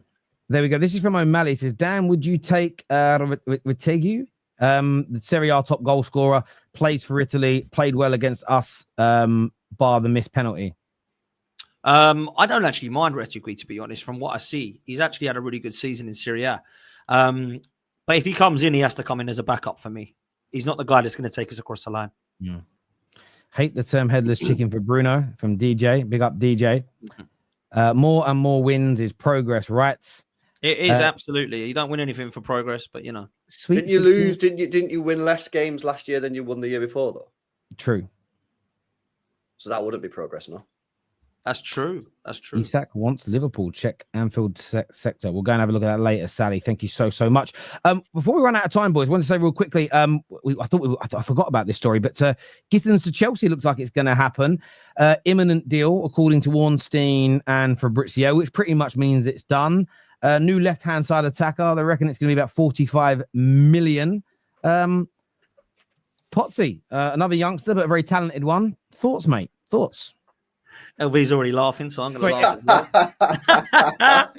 Terry was going to wrap the show up and he thought, nah, let these boys. He's going to throw this grenade in. He's going to throw this grenade in at the end. Bad question. I've got to be honest. I think he's an all right player. I think he's a good youngster, but I don't think it does anything to move the needle for Chelsea at all. When I see Chelsea are like linked with that young Leon winger, and you've got Garnacho being linked for swap for Nkunku, Jamie Gittens coming in. Petrovic is going to be their goalkeeper. Chelsea aren't moving serious, man. Liam Delap's going to be their striker, it seems. Jackson, another sending off. He's going to be the backup. Nah. Chelsea aren't serious, in my opinion. At the moment, it could change. Now, look, if all these players then come in on top of these, I'll be like, whoa, okay, Chelsea are moving mad. And Jamie Gittens and Delap actually aren't the stars.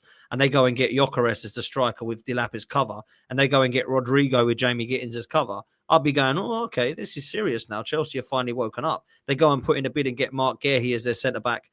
And they go and get, you know, a proper sort of couple of a goalkeeper that we all look at and think is respectable. I'll be like, yeah, Chelsea are moving mad. They're in a title race. Jamie Gittens isn't going to get Chelsea into a title race, people. Let's just say it how it is. I don't know what you think, LB. Mate, listen, I'm not going to repeat everything you're saying, but you're spot on. It's about needle movers. Yeah. Similar to Newcastle. Yeah, they need needle movers. Both of these clubs need to be trying to win the Premier League this year. There's no excuses as to why they can't win the Premier League. Yeah, Liverpool won it with no signings. Yeah. These two teams need to be signing needle. And is Gittens a needle mover? I don't personally think he is. I think he's a good player, but again, it's sort of like top 4 signing rather than this team's trying to win the Premier League. Yeah, does signing Gittens make you think that they're trying to win the league? Nah.